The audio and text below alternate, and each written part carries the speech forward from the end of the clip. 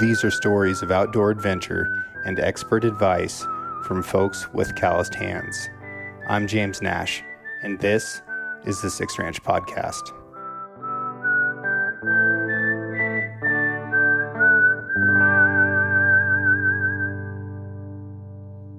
This episode of the Six Ranch Podcast is brought to you by Defend Security Cameras. Matt and Maddie, welcome to the show. Glad you guys are here. Thanks for having us. Yeah, thank you. Matt, how was dinner the other night? It was delicious. Yeah? Yeah, it was really well done. Did you get overburdened with vegetables? I think it was about right. Really? It was nice. Yeah, it was all good. Okay. Yeah, very good. Matt got to go to the Six Ranch Supper Club that my little sister puts on, and your wife got to go with you? Yep. Cool. She was there. It was a really nice evening. Adele said that there was some really great conversation around the table. Yeah, it was a good group of people, different, walks of life, and everybody got along really well. And we had phone pictures going across the table and videos being shared, and yeah, it was great. Tell me a little bit about like that format, because that's a pretty different dining experience than what most people are used to. Well, you kind of wonder going in who you're going to be seated next to, because you get to a big table and you think family. Uh-huh. So there's a little bit of that. You're just not quite sure how that's going to go, different people. Yeah. And, but surprisingly, we had a young couple, kids, I would call them kids at the end. And they're combiners, both talking about college and their future together. And we had a couple little bit older than us across the table, and they were really nice. And then some local folks that live up here were on the end, and it was great. Everybody got along great, and conversations were happening back and forth. And it started as strangers, but as it ended, it almost felt like kind of an extended family just had dinner together. Yeah. So it was really nice. Inside of a barn. Which is a 10. Yeah. Looking out both ways and not seeing other people. Yeah. You just had your own group and beautiful setting outside. I actually kind of wanted to get my plate and go out the end and look up this way. Yeah. But it was awesome. What'd she cook? I'm not sure I'm going to be able to repeat all the things she called it. I don't know all the words she uses either. I know at the end there was chicken. Okay. And then prior to that, we started with the peach with the season's first cherry tomato on top, which I thought, I'm not sure how this is going to go, but actually I could have ate 6 of those. And then we had salad, and it looked kind of like a wild rice thing, but that's not what it was. And that was really good. It was all good. Yeah. Yeah, it was, you go to a dinner like that and you don't know the names of the plates that are being put in front of you. And I'm typically not that guy, but it was good. Yeah. Yeah. I was good. Pleasantly surprised. I'm glad. Yeah. And you hooked that up for him, Maddie? I did. Yeah. Well, I follow your sister. Yeah. And so she posted that she had 2 spots available, and it was before I got here. And I was like, oh, that would be really nice for my parents. But I knew it was going to be like, I know the type of like intimate setting that she puts on and like the type of food that she puts out. And I was like, it's definitely going to be a little different experience than what my parents are used to. And they eat at home a lot. Like they never go out to dinner really. But I did give them a forewarning. I'm like, hey, it's like a more intimate setting. She's going to give you like a multiple course meal. You're going to be sitting with people that you don't know. So I feel like I prepped them well, but I was bummed that I missed it. Yeah. That's all right. We'll get you in there another time. But that's pretty cool. Maddie, what do you do for work? What's your profession? Your second time on the show, but we've got some updates. Yeah. So I'm with Barnes and Sierra Bullets, and my official title is e-commerce and trade marketing manager. So Barnes and Sierra, for those that don't know, are sister companies. We're owned by the same capital group. And this isn't anything new. I think as of late, consumers have been seeing Barnes and Sierra out in the marketplace together more, whereas there used to being like separate competitors. But Barnes and Sierra have been owned by the same Capital Group for 6 years now, since 2019. And then the group that owns them now, JDH Capital, purchased them in very beginning of 2024. Okay. And I think like working for, ownership of a capital group might have like a negative connotation to it. Just seeing what like has happened with Remington and Winchester in the past and like the turnover and, kind of turning and burning. But the capital group that owns the two brands, they also own Savage and Bowtech. They're very invested in our industry and have done a lot of really good things with management and just the direction brands are heading. And they're wanting to continue to invest in this industry. They're hunters and shooters themselves. So it's really an exciting place for me to be. And I, as you know, love this industry and like live and breathe hunting. So you really do. And I'm curious, Matt, you're a deputy sheriff and you're a firearms trainer and instructor and have been for a long time.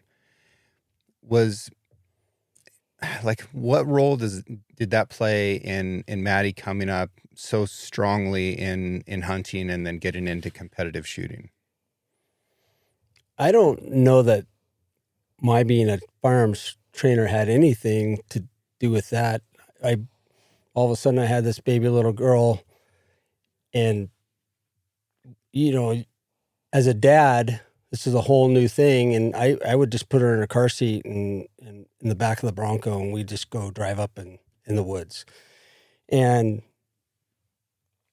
they loved it. Both of my kids loved it. They loved being out in the woods, and I started shooting when they were young, and you would think I would have got them into more competitive shooting, but that it was all behind hunting. Mm-hmm. So being safe with firearms was a biggie, obviously.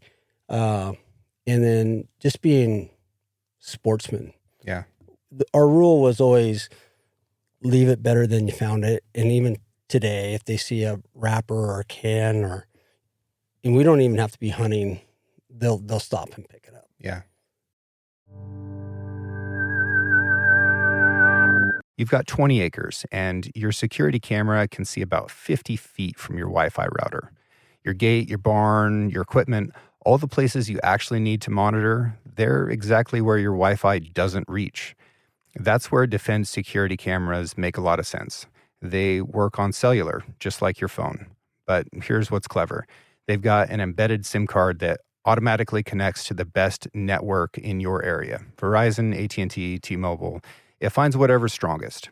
No choosing providers, no contracts, no hassle. I'm using Defend cameras at my place. You mount it, open the Defend app on your phone, and you're done. 10 minutes. Clear footage, night vision, instant alerts, and here's something you need to know. Defend doesn't sell your data. Not to China, not to tech companies, not to anyone. They work for you, period. Defend your place.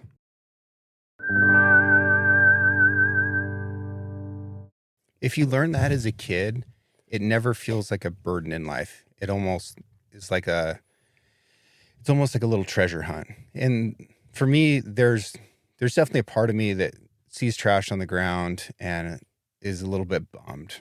You see like a Mylar balloon in the woods. And it's like, oh, dang it. Another one of these things got away. Some kid was crying and this thing got into the stratosphere and like, here it is in the middle of some canyon someplace.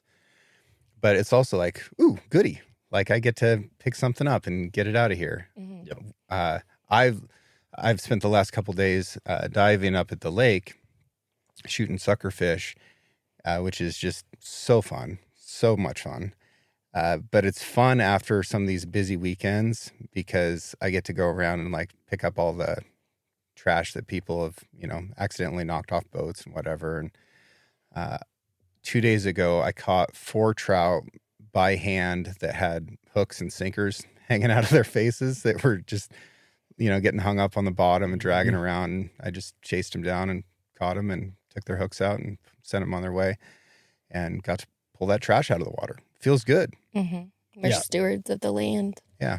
It's almost like when we're in the woods, at least for me, coming out of the woods with, a bunch of stuff in your pack, it's almost like paying back for being allowed to be out there.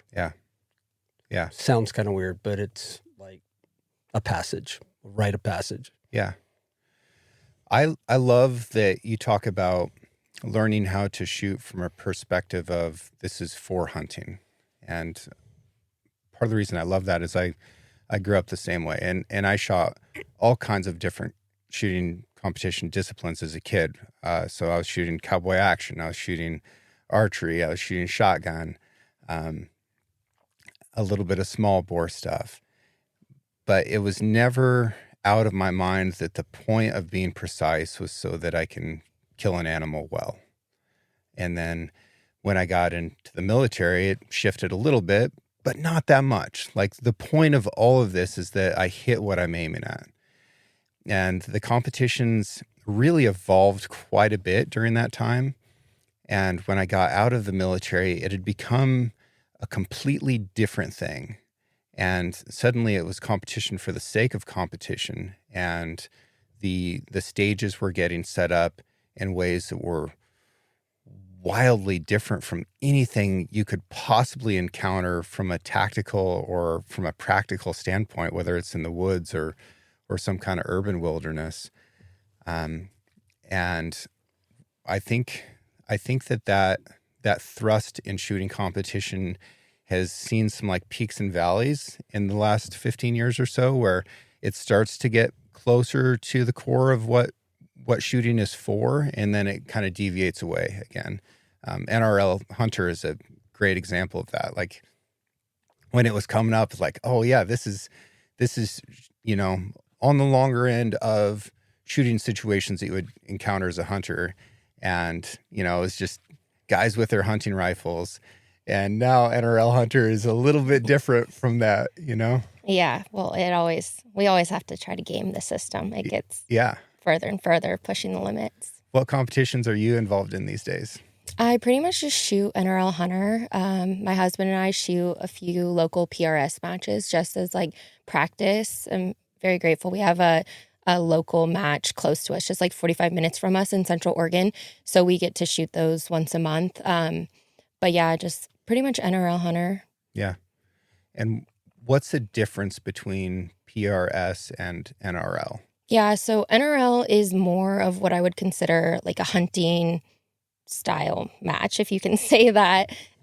So they're blind stages. You can't watch the guy in front of you. You don't know where your targets are. So when you're on the clock, you have 4 minutes to get up to the stage. A lot of times you have to run like 10, 20 yards to get to your stage. You run up, you put down your gear, you get out your binos, and you start glassing. And you have to find your targets and then range and engage the targets. So it's much more like if you were hunting and, you know, spotted a deer on the hillside. Whereas PRS, from what I've experienced, and I haven't gone to any big 2-day matches, but is on kind of like a single firing line, and you're with a squad and you guys are talking about your wind holds, where the targets are. You're finding the targets before you even engage them. You're not taking your binos on the stage with you because you already know your dope. So it's just a totally different competition. And I think that shooting PRS has helped me as an NRL competitor from like a time constraint standpoint, because when you're on the clock for PRS, like you're pulling the trigger. But I do like the NRL, the hunting aspect of NRL Hunter, being that I am a hunter. And the hunting aspect comes in like having to find those targets on the hill. Yep. And that is not an easy thing to do. No. There's plenty of stages where people don't find all their targets. Mm-hmm. Did that happen to you, Matt? That local match she's talking about, she asked me to come over, and I've always been worried about competition, just because I know there's an aspect of, if you want to be able to compete, you have to kind of game it. And the way I teach recruits and stuff, we do it by the letter, kind of, so that under stress, they will do it the right way every time. Yeah. And I've seen people that do both, and then under stressful situations, I see them do things like they would in a competition, and it doesn't always work out well for them. So I try and avoid that, but I went on one of these stages and I didn't shoot around the first stage because I couldn't find the targets. Yeah. It was really frustrating. Yeah. It was funny to see him out of his element because he shot both the one-day NRL with us, and then it was back-to-back. So there's like Saturday was the one-day NRL, Sunday was the one-day PRS, and he was very frustrated and said that he didn't want to come back, which mind you, like we're very competitive people, so like we don't like to be bad at things. But he was just out of his element, and it was a lot to throw at him. But then you went to Shaw shooting, and you felt like you had the upper hand because you had practiced some of that stuff. Yeah, so then we did a mid-range rifle at Shaw Shooting. I'm not sure if you're familiar with that, but that was for law enforcement trainers. Tell me about it. I don't know anything about it. It's Hagerman, Idaho. It's typically for military units. But years ago, through connections, our TAC team got involved with Shaw Shooting, and it's John Shaw, famous pistol shooter, competitor. It's his place in Hagerman, Idaho, and it's like a Disneyland for shooters. It's incredible. Lots of terrain, goofy winds, lots of terrain, and then steel everywhere. Different pits with steel that we've never seen. Yeah. And it just puts you in all these different circumstances where you could find yourself in our line of work. And it just really pushes you. And I just ate it up. I couldn't get enough. But I did pretty well on the mid-range rifle. I can't remember the name of the location we went, but it was a lot of rocks, steep areas. We were shooting out to 1,100 yards with, our patrol rifles, which are, 55 grain ballistic tips, with winds and, yikes. And I did pretty good. Good. Did you win? I didn't win.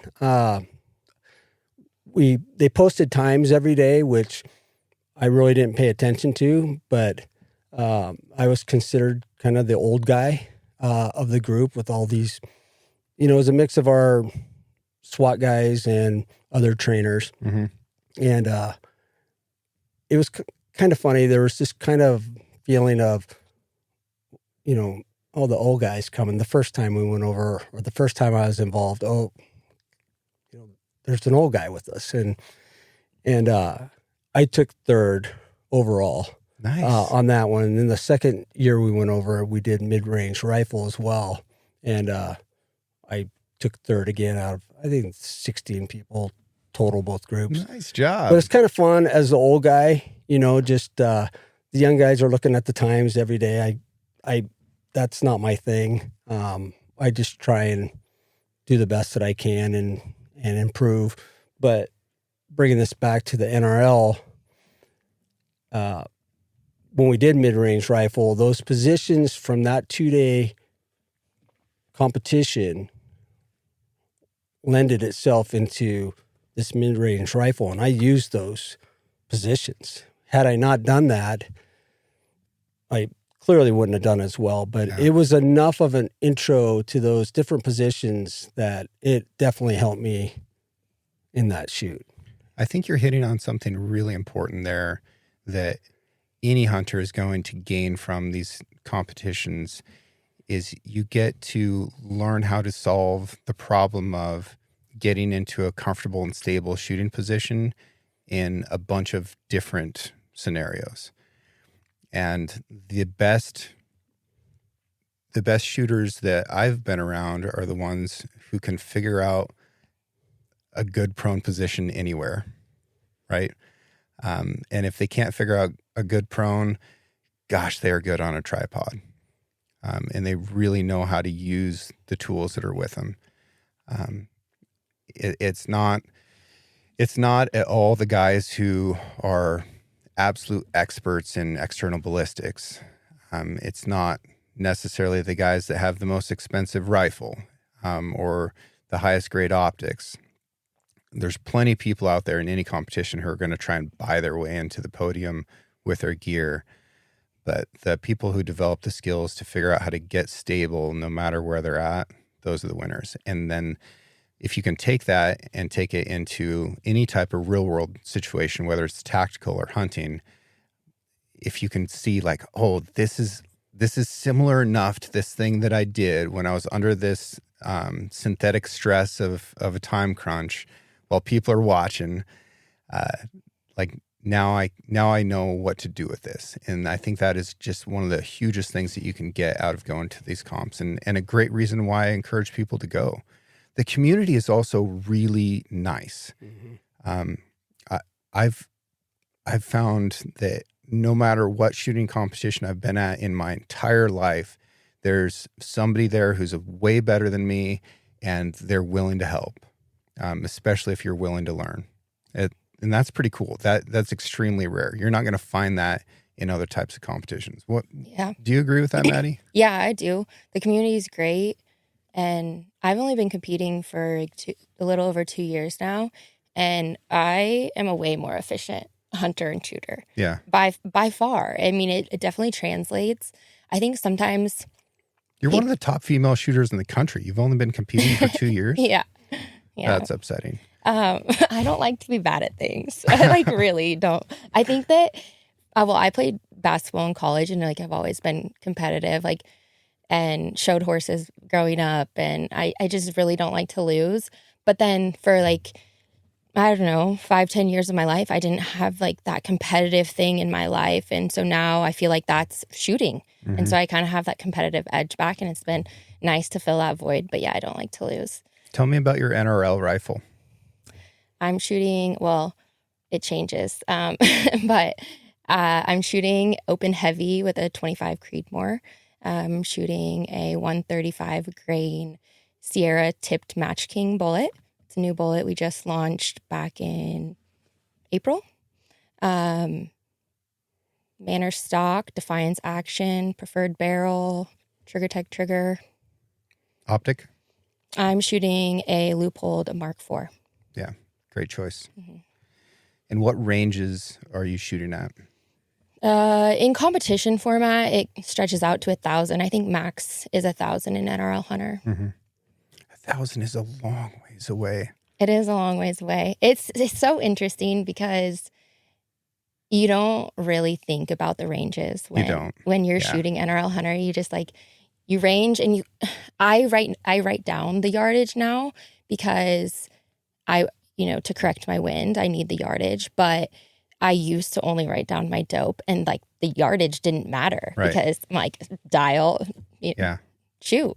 Yeah. But it is, it's pretty incredible the plates we hit at 1,000 yards. I was just talking to a good friend of mine, Josh Wee from Paladin. I think you've met him. Yeah. The first time I met Josh, he came out here to go cow elk hunting with me. And this was back in like 2015, 2016. It's been a minute. And I remember he had shot this cow, and she separated away from the herd, needed to get shot again.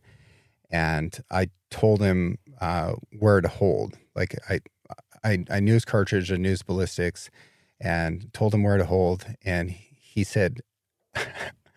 and I told him to just put the crosshairs right on the top of her back. And there's a video of this that I go back and watch from time to time to remind myself not to be such an asshole. And he turns around and he goes, "How far away?" It's like, in my mind, like I'm fresh out of the Marine Corps. I'm like, dude, why are you asking me this? You don't need to know that. You need to put the crosshairs on her back and press the trigger. And I said, put it on her back, a few swear words mixed in. And, he turned around and did and shot the elk, and it was great. It was awesome. But I try to watch that at least once a year just to remind myself to cool out. It's okay. If you've got the time, explain whatever needs to be explained. But to your point, the yardage doesn't matter. Like that is just a mechanism for us to determine the ballistic solution and what our hold is.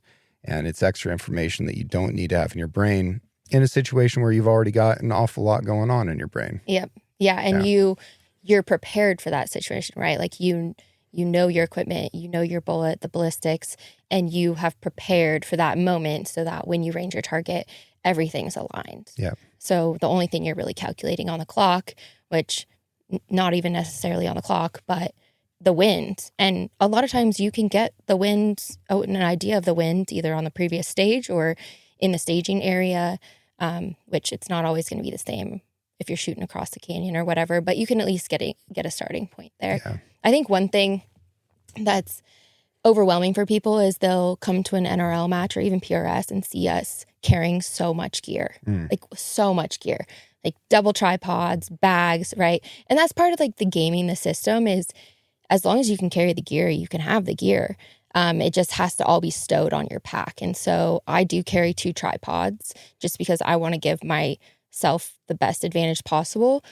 But when you're in the fields, you usually have a tripod for your spotting scope. You usually have a bipod. You have a pack. There's usually a stump or rocks or limbs or, there's ways to put together everything you're using in NRL Hunter and apply that in the field. Like last year, my doe antelope, I had 1 tripod and we're on the prairie, so it's flat. I was clipped into my tripod on the front and there was a limb hanging out of the tree that was like still attached, still sturdy. And I clipped onto the back. I like held it against the butt of the gun as like a rear tripod. So it really does translate. And the one thing I would say is I used to get pretty good buck fever. And I think the NRL Hunter has helped me calm myself in those moments when I do get on an animal, because now that animal is a target. And I believe that as a hunter and a sportsman and a marksman in that moment, even though I'm taking an animal's life and like it's very exciting, I have to have that composure in that moment to put that animal out. And then I get excited, right? So like in that moment when I'm pulling the trigger, that animal is just a target, just as I practice all the time. And then after I'm like just as excited, but it's definitely helped me calm down in hunting scenarios. I can't help but talk about spearfishing, so you're just going to have to live with me for a second. One of the things that spearfishing has really given me for land-based hunting is more of that calm that you're talking about. And there's some really interesting physiological things that happen when you dive. One of which is your heart rate slows way, way down, even though you're holding your breath and exerting yourself. The deeper you go, the more your heart rate drops. So like my resting heart rate, 68, 69 beats per minute. On a dive, I'm getting into the low 30s, sometimes the high 20s. Interesting. The lowest heart rate that's ever been recorded in a healthy human was a free diver at depth, and it was 3 beats per minute, once every 20 seconds. Wow. So physiologically, your body is kind of going into emergency mode and slowing everything way, way down. But you drop down, say you're 60, 70, 80 feet deep, you shoot a fish that you've been like stalking or calling or whatever. You feel excitement, right? But you have to physiologically shut that down so that the excitement can only be emotional, because you are still an 8-story building away from breathing again. And you've got to like calmly make it back to the surface before you start fighting that fish. And learning how to do that over and over again through freediving, and learning how to like suppress the physiological symptoms of excitement while still experiencing the emotional ones, that translates into the woods like nothing else, like nothing else. And that's one of the reasons why every single one of my elk guides is a spear fisherman and a free diver. And I think it's part of why I have the best guide staff in the world. because you learn a lot from it. And just like all this cross-training stuff, you pull pieces out of it and apply it to whatever else is going on in your life. But I'm curious, Maddie, when you were experiencing that buck fever, which is something that all hunters are going to experience unless they're a complete sociopath, what do you think that is? Like, what do you think is going on psychologically and emotionally and whatever else that's causing that feeling? And how would you describe the feeling? Wow. Never had anyone ask me that. I think that, well, like the way my brother and I were raised, we didn't really know any different than like hunting, right? It wasn't probably until I was like in 8th grade when I was having to miss volleyball to go hunting that my friends weren't also missing volleyball to go hunting. And I was like, maybe this isn't everybody. So I kind of just grew up with hunting being the norm. And it was like something that my dad and I did together with my brother. And so there was like the family aspect and that excitement about it. But it was just kind of ingrained in us and it felt natural. And I think as humans, we are natural predators. And that's just something that comes very natural to me.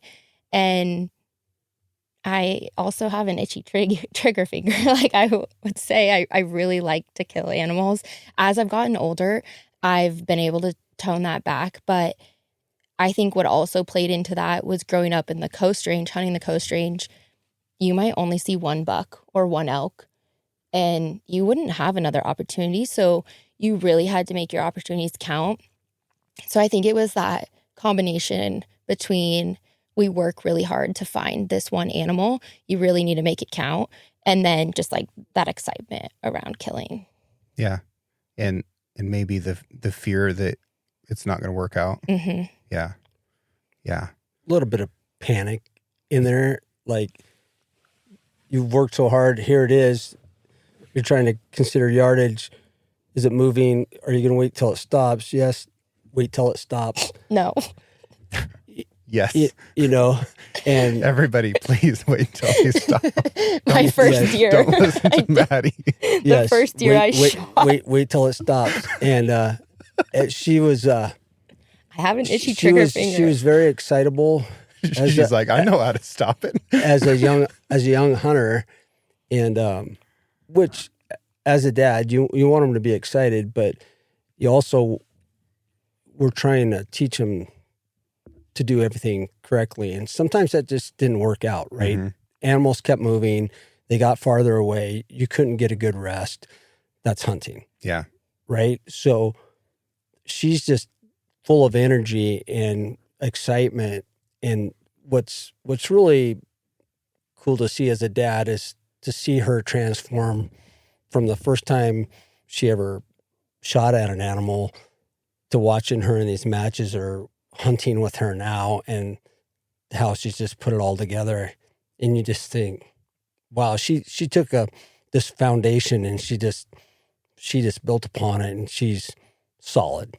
Yeah. Right. So as a dad, raising kids in a hunting world, right? Spot and stock, to see what both of them can do today is just, it makes you really proud. Yeah. I think too, just having some animals under my belt helps, like just maturing as a hunter and as a human. You're able to reflect and like think about, okay, what do I do differently? And then getting more animals under your belt, you have more experience, you've shot more animals. So over time, you're able to calm yourself a little bit better. Not that I don't still get excited, because I do. But I just think that I'm able to control those emotions a little bit better now. And I've had a lot more opportunity to hunt too. Like growing up, it was one elk a year, one deer a year, maybe. That was if we drew a tag. And between my dad and my brother and I, it was like usually only one of us killing a deer that year, one of us killing an elk. And so the opportunities were there, but were also kind of sparse. And then with having a career in the hunting industry, I've had more and more opportunities as an adult to really fine tune myself as a hunter.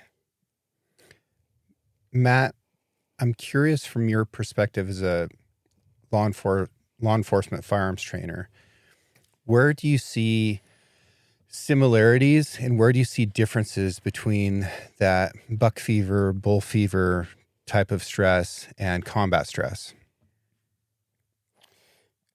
Well, they're very similar. Part of our training is to try and put our people in situations to inoculate them from that stress. So we do simulation training, scenario training, and then some might say I'm rigid, but I'm really passionate about doing things correctly. And I tell these, and I call them kids because they're recruits, some of which have, especially nowadays, have never touched a gun or shot a gun before. And that's my job to get them to where they can defend themselves or others, right? So I am pretty rigid when it comes to doing things the same way every time. And I'm big about the why. And so I tell them the why is because when someone else is trying to kill you, I want you to be able to perform these things without thinking about them. And so it's very important to inoculate them. And I add a little stress during firearms training, right? Because we can get close and shoot them with munitions, but we can't, beat them up for 5 minutes prior to and make them, run injured and then have to take care of business, right? Yeah. And so I think it's just they're very similar in the fact that once you've been through those scenarios enough times, enough repetitiveness that you can perform under stress, whether it's hunting, whether it's in law enforcement, and everybody's different, right? Everybody handles stress differently, but I think they go kind of hand in hand. One can relate to the other. It's just about controlling that stress. If you can control the stress, you don't get tunnel vision. You can still hear. You still see everything as it's unfolding, right? And that's where we try and, as a hunter, try and get ourselves, and as a law enforcement, you try and get the recruits in that position where it's not panic mode, right? Mm-hmm. You're controlling the situation. You see it before it starts to happen, and so you're already pre-planning, kind of like hunting.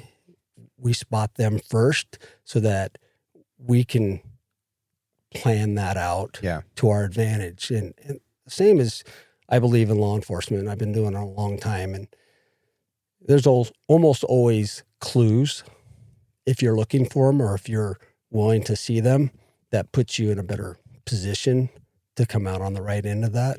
So, and that's the power of initiative in those tactical kinds of engagement, right? If you are the one who has the initiative and are making decisions faster than everyone around you, then you also get more time to think about stuff and consider potential outcomes and to have that anticipation of what's about to happen next, make a decision so that you're in charge of the thing that happens after that.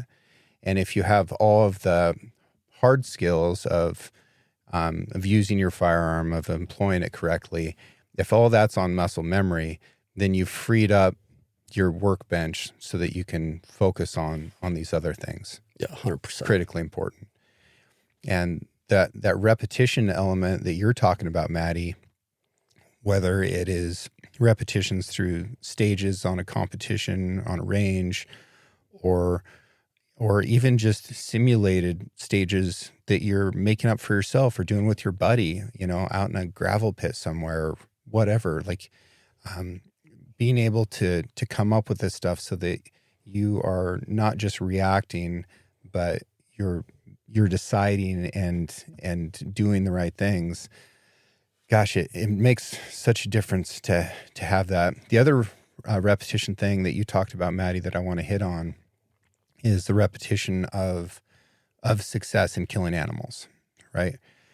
And Cliff Gray talks about this much more elegantly than I do, and he and I are very much on the same page that if you get an opportunity to go on a hunt where you're going to have a lot of trigger time, that will put you years ahead of people who are only getting to press a trigger on an animal once or twice a year, maybe. 100%. Like if you can go book that hunt in Texas where you're going to be doing some culling, regardless of what the animal is, if you can get out to some place where you can shoot a bunch of prairie dogs or ground squirrels, nothing better. If I could take line infantry units out of the Marine Corps and spend a week shooting squirrels with them in the Oregon desert somewhere, I guarantee you I would move their rifle range scores farther than any formal training could ever do in the same time frame. Yep. Because you don't get to dictate the shooting scenario. Like we want to have that initiative, but the other side gets a vote too. And we just have to be able to take the pieces that we can control and do the best with them. Yep. But yeah, I think nothing beats trigger time. But Matt, I'm curious, would you rather have somebody show up who has some shooting experience? I already know what your answer is going to be. I knew it before I asked. Would you rather have somebody who has some shooting experience, but probably not formal training, or no shooting experience at all? No shooting experience at all. Yeah, for sure. 100%. Yeah. We always ask by show of hands day one, and more, it's less and less that have any experience. Yeah. Perfect. Yeah. Awesome. That's makes my job so much easier. Actually, females that have never touched a gun are the easiest to teach. Assassins. Yeah, they listen, which men have a hard time doing, listening to another man. But females, there's no ego involved, and where they might struggle with the physical aspect of it, mentally, it makes sense. We explain the why. Again, I'm big on the why. I want, if somebody's teaching me, I want to know why this is important for me to learn. And then once I buy into that, I'm all in. Okay, teach me. I got it. Let's do this. Yeah. And then, and I'm a very hands-on instructor, and I always say that up front. Hey, I'm very hands-on. So if you don't like that, just tell me. We'll figure out another way to teach you. And I've never had anyone say, because I'll move them forward, I'll adjust their grip. I just treat them like my own kids. Yeah. You know, when they come in, I get a new recruit class. They're like my kids. Yeah. So, but yeah, zero training, optimal. Yeah. When I went to officer candidate school, it was very important to me that I wasn't the worst at anything and that I was the best at something. And I learned really quickly that being the best at anything in that group of guys was not going to be easy.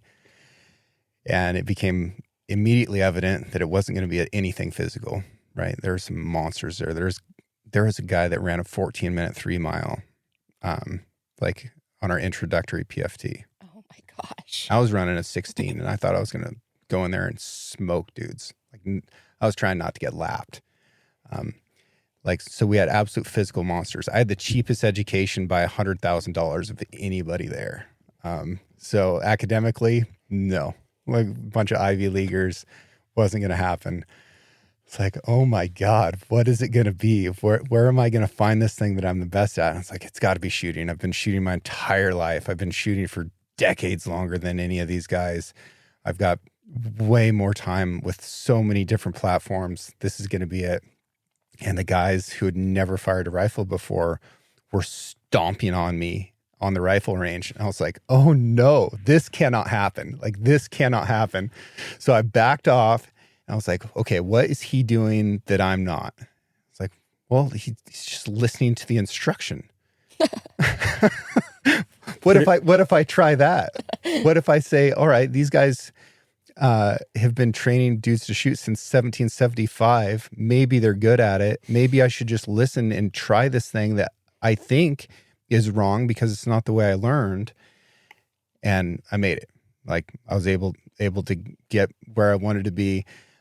But that was a big, salty, dirty, nasty pill for me to swallow because I thought that I was already good at it. And when you change up something like going from every rifle I'd ever shot to a 14.5-inch barreled semi-automatic black gun that had been dragged through the mud for, 27 courses before me. Yep. It's like, I need to shoot this thing way differently. I need to listen to these guys.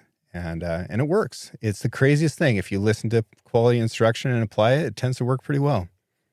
Yeah. Yeah, I never used to be big on doing live demos in front of recruit classes, but I've changed my thought process on that recently.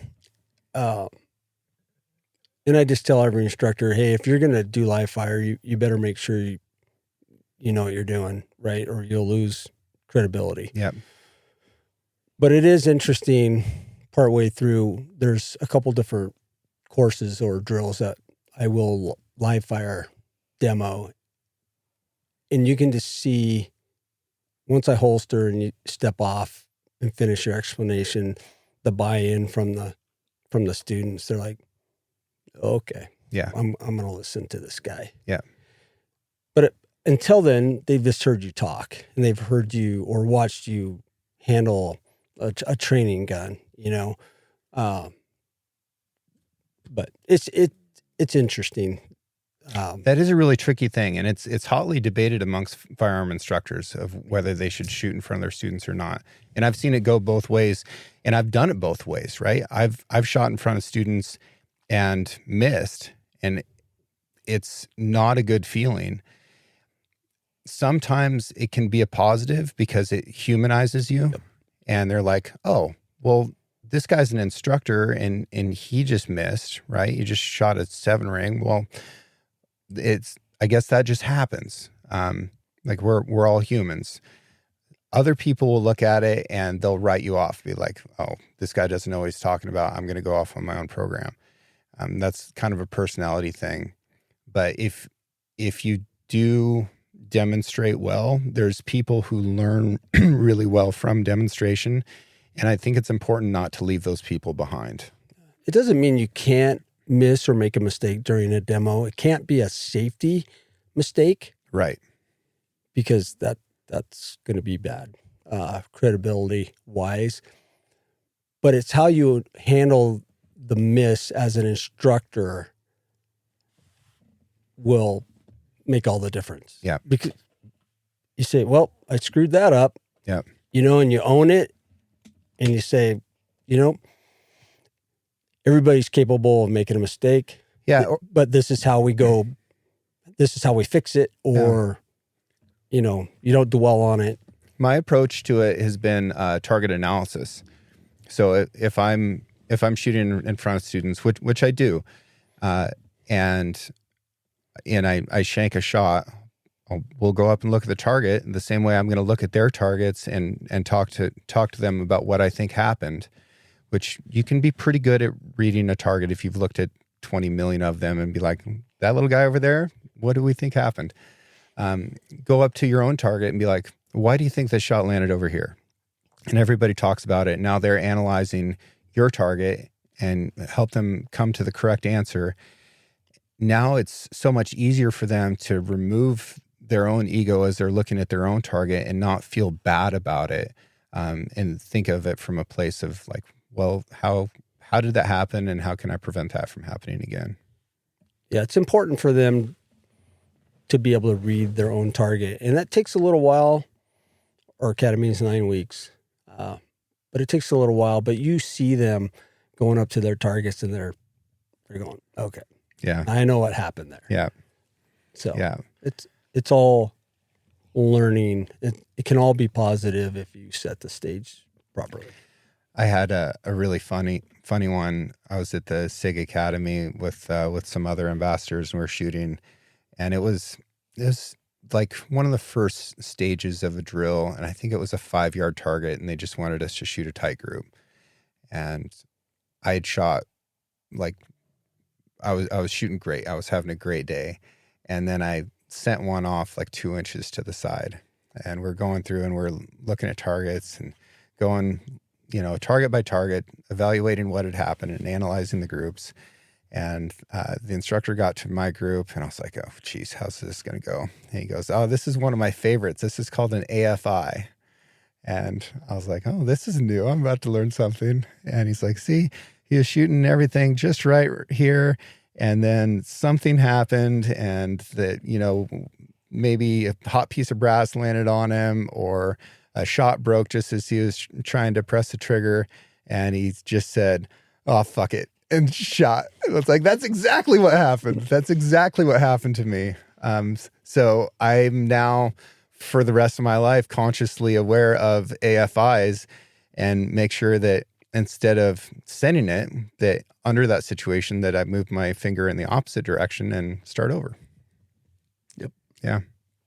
But it's fun. It's fun. Okay, Maddie, the tipped Match King. Mm-hmm. Sierra Match King is and has been for decades been an incredible bullet. Yeah. For competition shooters in particular, that bullet has put more people on the podium than maybe any other in history. I would say probably more than any other in history. And when you looked at the hollow point tip of that bullet, it was never perfect. No. And it always stressed people out. But you could be like, look at your target. Like, look at the results. Look at the history of this. Has that ever mattered? And the only conclusion you can come to is no, it hasn't mattered.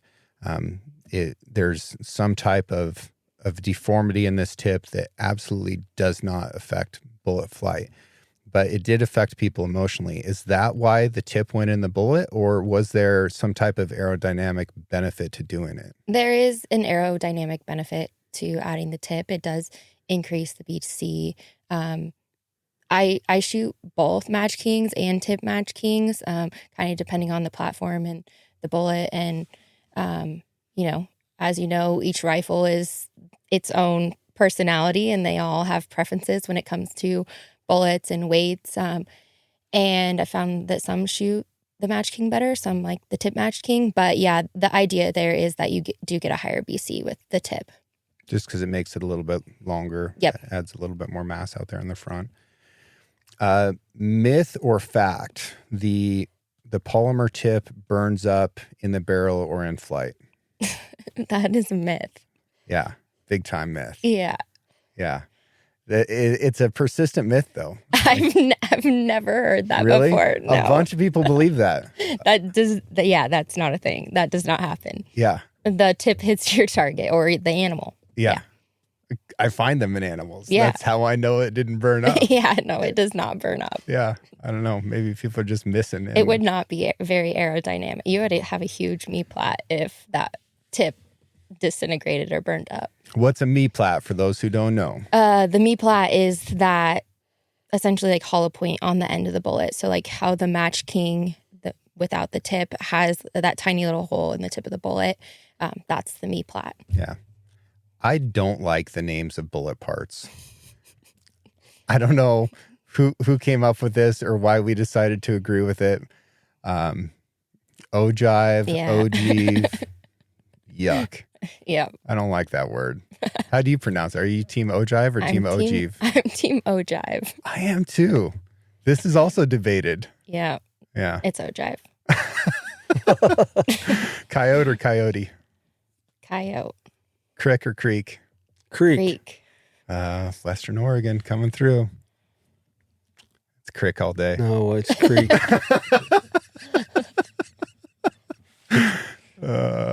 Got to get it right. It's creek.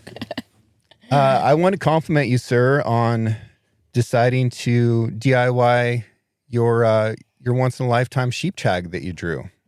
I'm proud of you for that. wish more people would follow your example. Me too. I've got the best guides I need. Yeah.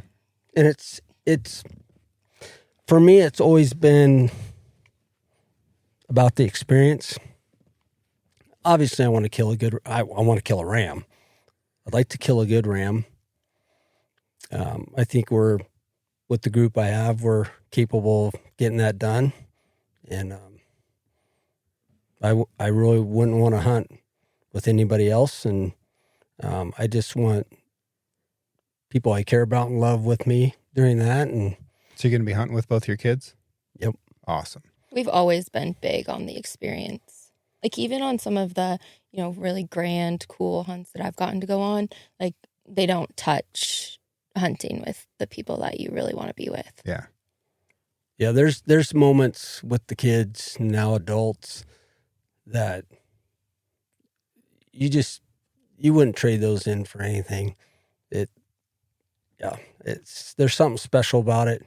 The bond that we have, the experiences, the heartaches, the brutal packouts, and that's just, my kids impress me over and over again, how they've grown and matured, and they just make you proud. Yeah. That's awesome. I haven't met your son. I'm awfully proud of Maddie. Yeah. Thanks. Yeah, she's awesome. Always been good to me. How are you preparing for this hunt? Well, it's a lot of pressure. It is a lot of pressure. I increased that pressure by Sierra is going to film it. Nice. Yeah, that added a lot of pressure. I mean, I'm in pretty good physical shape, but I'm hiking more. I got the pack weighted. We have a little piece of property amongst some others. We have a private lane, and I've been hiking that multiple times a day. But I mean, I walk constantly as an instructor. But yeah. I think our biggest thing is just getting time in the unit. We're really familiar with it because we've antelope and deer hunted it pretty much our whole lives. But antelope and deer live in vastly different areas than the bighorn sheep. And so just spending time looking for bighorns and in those areas, in those draws, and then finding that one that is, he's probably not going to be with a bunch of other sheep, right? Like the one that we're looking for. So just finding a ram. And we've already scouted it. And I don't know when this launches, so I don't want to give up too much. But yeah, 3 weeks. Okay, yeah, we're good. Unfortunately, you don't ever think you're going to draw this. Now looking back, I wish I'd have been the last 40 years been over there looking for sheep, so I would have learned their habits and how they move and been more up on. Well, that'll be part of the fun of going and doing this hunt, is learning that species and that environment. I think that's one of the biggest benefits of any hunt, is just getting more knowledge about the way one aspect of the world works. And then when you get to do it with people that you care about in a place that's, special and nostalgic and important to you, and with the longest of odds, it would take like 300 lifetimes of odds to draw a sheep tag, and you got lucky enough to do it in this lifetime. That's pretty special. Yeah, I'm pretty thankful I'm still able. I'm at an age where I'm still pretty healthy, and yeah, it's actually a really good time because my kids are super squared away, and I've got my crew, and we all have good jobs, time off. Good gear, good rifle setups. Yeah, what gun are you shooting?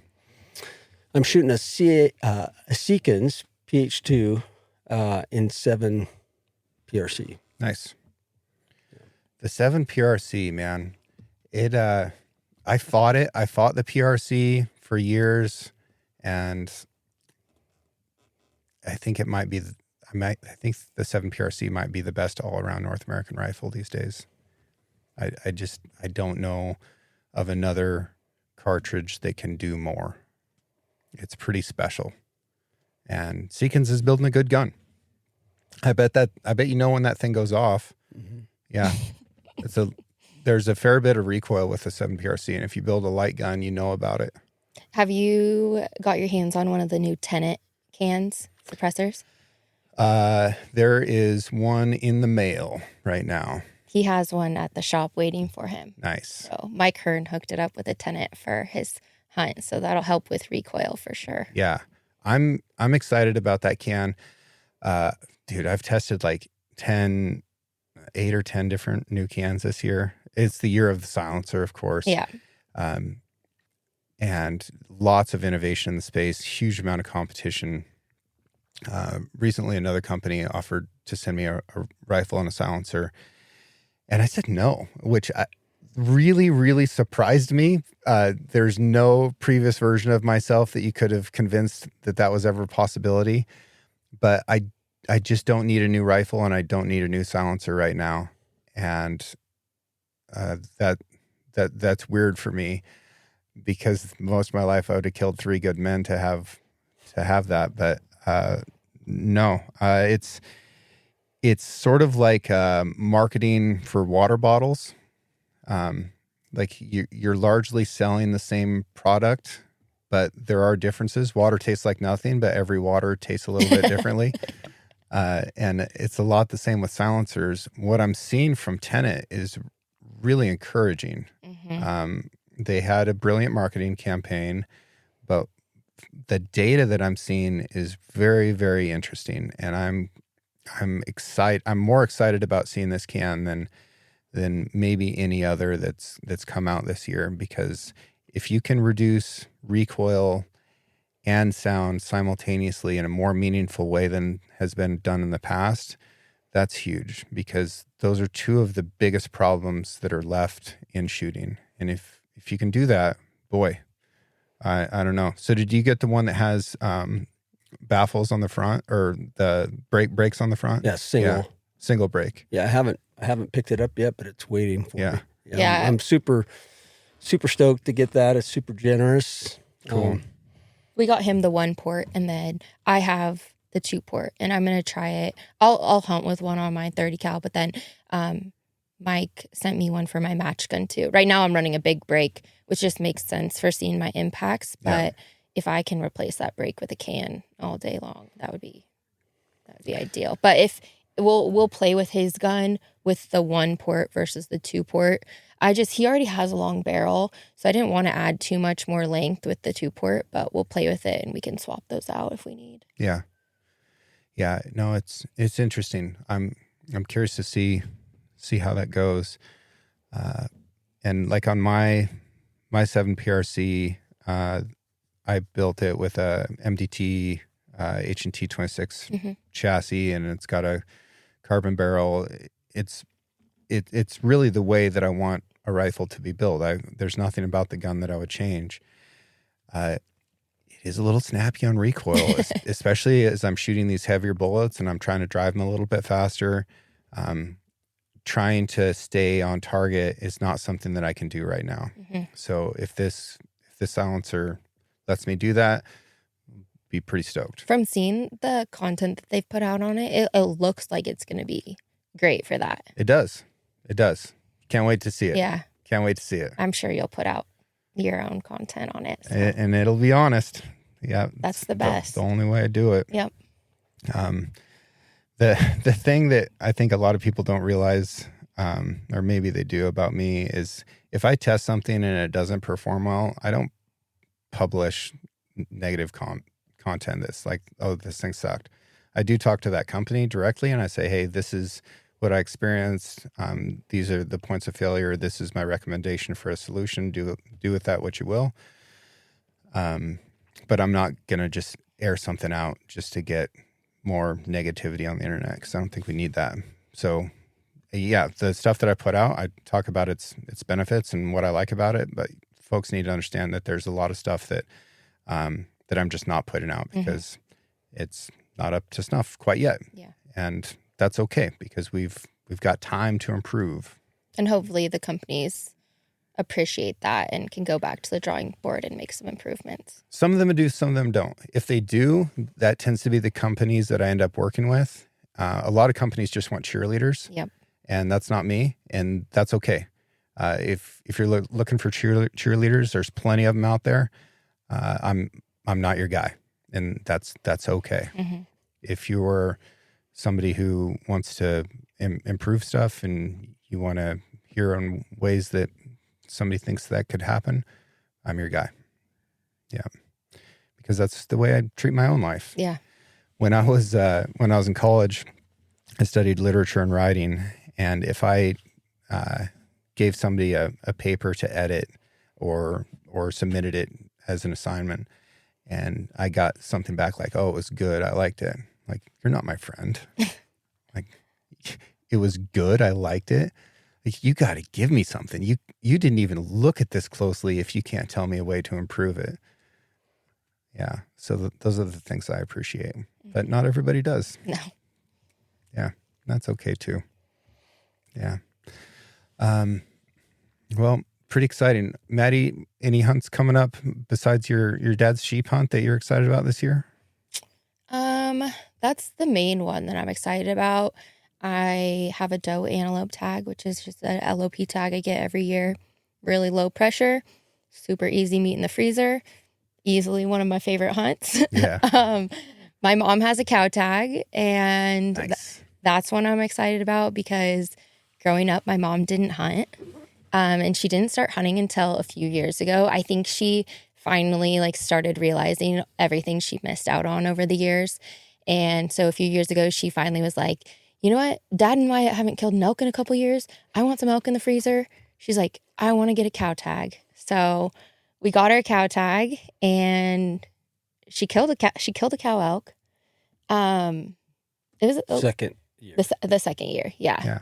It was a little intense, but I was super proud of her. She did a good job. He is a very intense, he might be a great instructor, and he was great instructing Wyatt and I, but very intense, get on the gun. And I'm like, it's okay. If you don't want to pull the trigger, it's okay. She was balking a little bit, and it just needed to happen. She needed a little encouragement. Well, and hunting, you only have a certain window for that, to pull the trigger. And her window was gone. Yeah. But we ended up with the cow that she killed. I ended up calling it in. Nice. So it wasn't it wasn't super old and mature. But it was a great first elk for her, and she heart shot it at 100 yards. Yeah, she did a great job. Maddie did a great job having her set up for success on this. And I've been with my wife for 38 years. She just needed a little nudge. She was right there, and she was second guessing herself. And I just told her to get back on the rifle, and she did. And she did a great job. Nice. And she had never really killed, and she had never killed anything. Yeah. Very supportive of us hunting growing up. She was always making our lunches, making sure we had warm clothes to go out with Dad and whatnot, but just didn't feel the need to hunt herself. And so the last few years, it's been neat to see her actually pursue hunting. But she definitely doesn't have that straight up killer mentality that we have. Hers comes from a different place. I remember when she killed that elk, and we were field dressing it, and we were headed back to the truck, and she was like, I'm never wasting meat ever again. And I was like, that's really cool, because now she's seeing where her food comes from, and she's appreciating it. She's appreciating the animal that gave its life for her to eat and nourish her body. So the fact that she killed an elk a few years ago and then wants to do it again is really neat. So that'll be fun. I'm looking forward to that. Well, like you see on those podcast mugs that you got, it says kill something and eat it. It changes your perspective on everything. Mm-hmm. It changes your life. And, everybody is alive because other stuff is dying so that they can stay alive. And most people are disconnected from that. So as soon as you establish that connection at some point, then it's going to like reconnect you with that critical part of being a person, of being an animal, and understanding like, oh wow, like all of this is a living thing, and in order for me to keep living, something else has to die, and that changes the way you think about it. It changes the way you eat. Definitely does. And I think too, it's cool because we can now count on her to fill the freezer. And not that we're trophy hunters by any means. We never have been. But it's just that challenge of pursuing an animal that's much more mature, right? Like that's why we're hunting bigger bucks, bigger bulls. We're passing up animals to wait for that opportunity because we're wanting an animal that's more mature and we want that challenge. I do that with cows. Yeah. Yeah. The cows I've been killing the last few years are ancient. Maybe she'll get to that point. I mean, she like 12 to 18 years old. And I tell my archery hunters all the time, like, look, because some of them are cow hunters. And I said, it is way harder to kill a cow than it is a bull with a bow in the situation that I'm in. And people always roll their eyes at me. I'm like, look, the average age of the cows out here is 11. We have like a couple bulls maybe that are in that age range. That's the average of these cows. They're so freaking smart. And they're not juiced up with testosterone that just makes everything on earth dumber.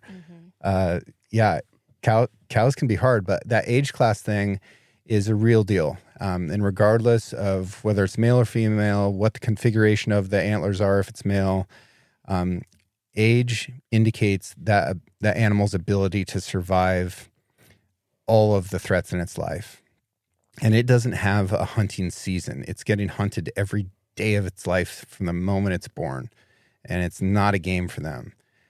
So the animals that have the ability to survive season after season, year after year with all these threats, whether it's natural predators or winter or starvation or whatever else, including the human predators, it means that you have more skill if you are able to kill an older animal. It's just how it is. And it's also good for herd management. Yeah, the beauty of the cow that my wife shot is she saw start to finish. Yeah. She saw what we, on a certain scale, what we go through, belly crawling out there twice through those low spots, and the effort to get to that position to where she could take an ethical shot. I think that whole circumstance, the whole ball of wax was important for her. It's pretty special. And I don't by any means think that everyone has to hunt, right? Like, no, we need people we've that never are gatherers. We've never forced that on her, but I think she has seen over the years, especially in photos and just memories and talks.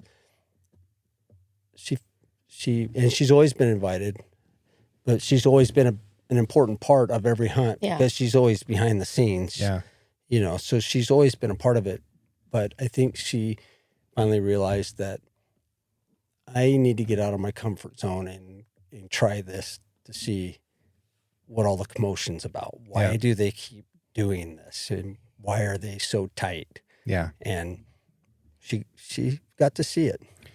And when I say kill something and eat it, that could be a carrot. But just have some connection with like a thing that was living and now you're going to eat it. Yeah. Yeah. But I fully agree with you, Maddie. I don't think everybody should hunt. I don't even think that most people should hunt. I do think that it has been a role within the tribe for the history of our species that there was a few people who were killers who could go out and feed everybody else. So the idea that I should only kill what I can eat is anthropologically crazy because I need to be able to support my family and the tribe around me in the same way that other people need to be able to support their family and the tribe around them with some other skill, right? You've got to have builders, you've got to have gatherers, you've got to have people who are good at medicine. Like all of these skills are things that some people innately have. And when they can lean into that, then they can like experience fulfillment in a way that nothing else can. And for the people who are hunters, and there's lots of them out there who are riding a desk someplace under fluorescent lights right now listening to this, if you are deeply unfulfilled with your life, this might be the thing. This might be the thing that you should go try, that you can find that fulfillment in. It might not be. And if it isn't, keep looking and find that thing so that you can experience that type of satisfaction. Because for the people who have it, who that's who they are, nothing replaces it. Mm-hmm. I think it goes beyond just the killing too. It's like some of my most memorable hunts were the ones that were physically grueling or very defeating. And especially when you're doing those with people that you care about, it brings you together, but it also pushes you personally. Like you really figure out what you're made of. Yep. Yeah. Yeah. But yeah, my mom has a cow tag. That's cool. My dad's bighorn sheep tag.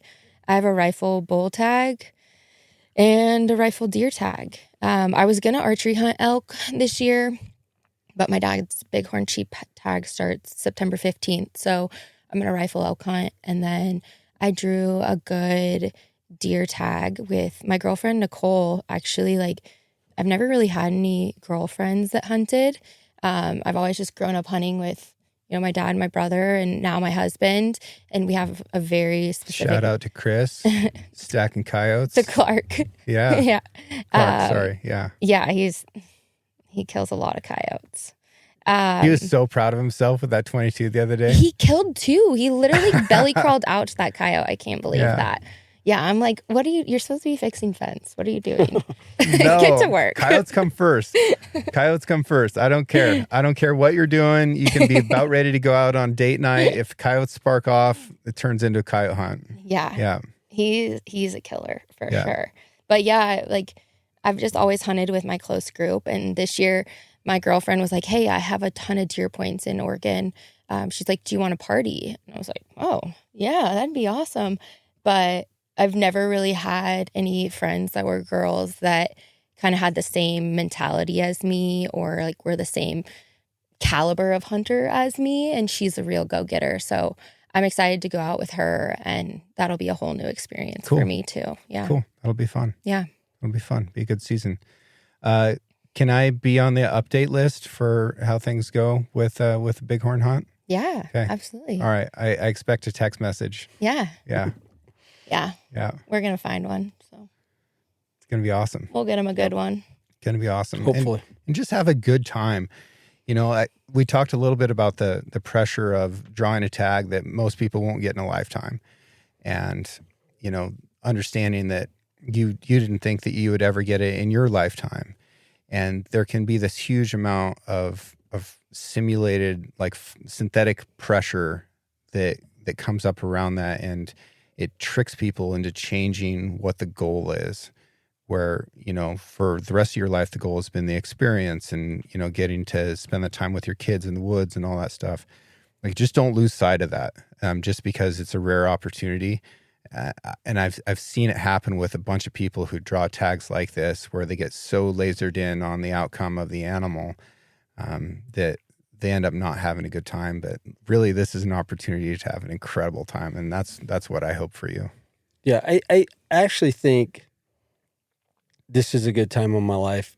I really enjoy seeing my kids have success in hunting. I really relish going on their hunts and seeing them do well and helping them through however I can. I mean, obviously they can handle their own. I'm just along for the ride on some of those things now. Yeah, you get to be the client.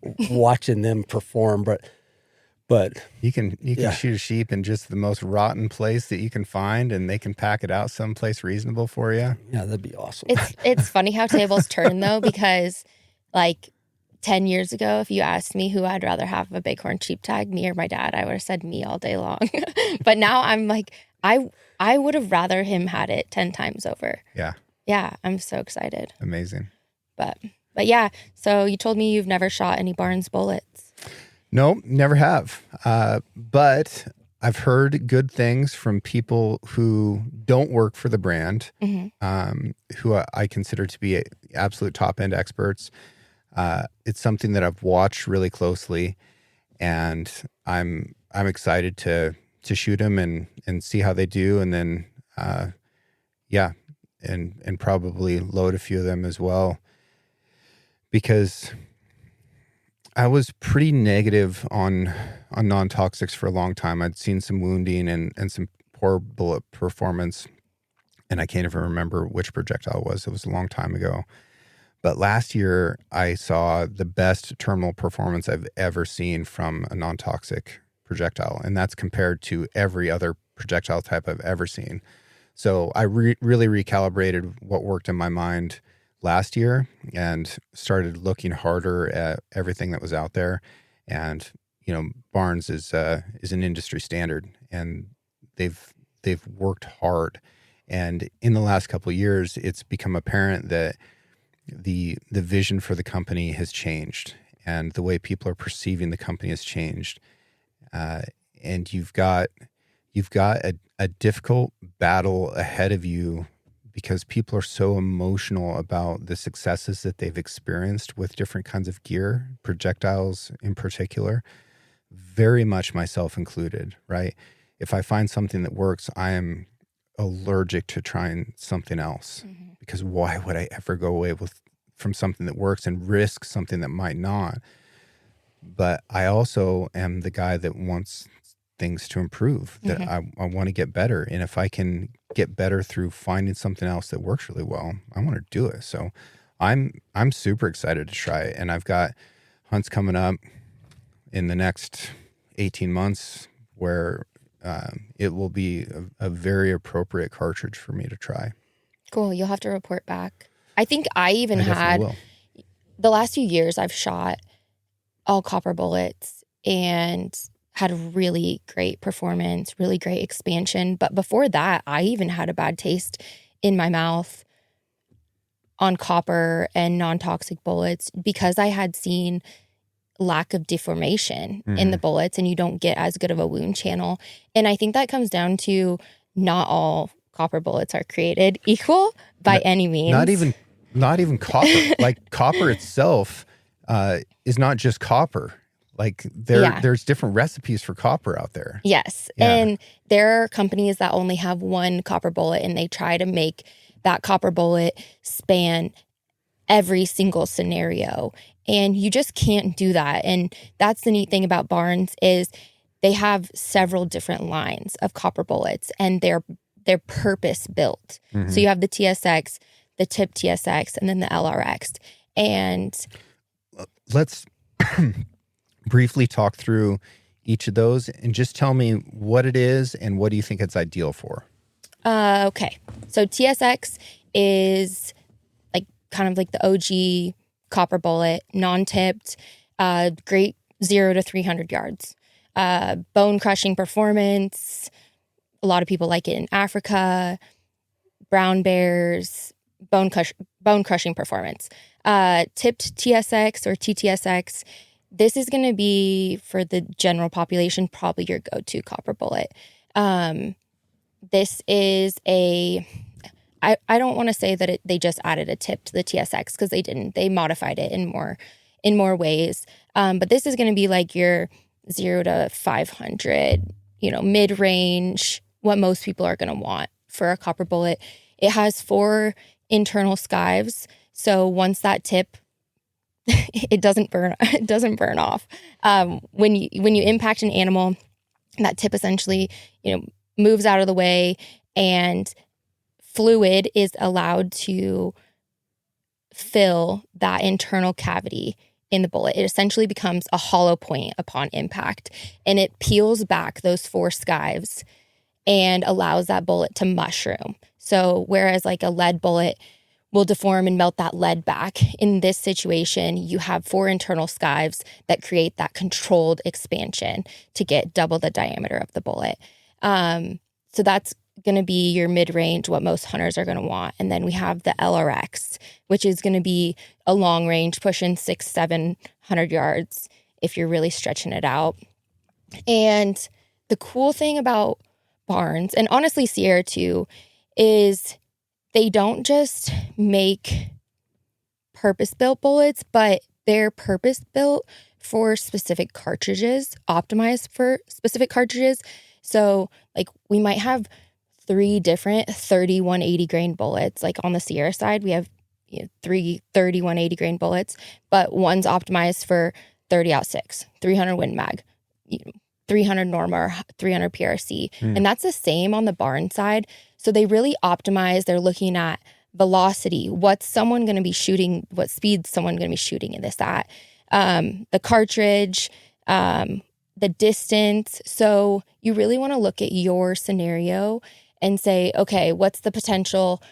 Am I going to be shooting cross canyon? Am I going to be shooting close range, bust in brush? And then you can pick your bullet for that scenario. The cool thing is, though, on the LRX, you might plan to shoot long range, but you and I know sometimes you're getting set up across the canyon and here comes an elk around the hill on the same side as you, and you're shooting 100 yards. So that bullet is still going to expand and perform even at close range. And I think that that's the really cool thing is, sure, you're picking your use case, but even when your plan gets diverted, you're still having a bullet that functions. Yeah. But it's not just a one size fits all. You definitely want to know what animal, what distance you're looking at shooting, what cartridge, and then there's a bullet optimized for that. Do these favor faster twist barrels? There are some that do, yeah. Yeah. Yep. But you don't need a gun that's like purpose built for shooting copper. Okay. What are some of the common questions you get from people who are considering switching to a copper bullet? A lot of times, well, for hand loading, they can be a little bit more finicky to hand load than, say, like a lead core bullet. And that's primarily because copper weighs less than lead. So you have a longer bullet and a longer ogive. So seating depths can be a little bit finicky, which our customer service guys are great and they'll help you out with any questions you might have. Do you find that seating depths should be closer to the lands or farther from the lands? They like a little bit more jump. A little bit more jump. Yep.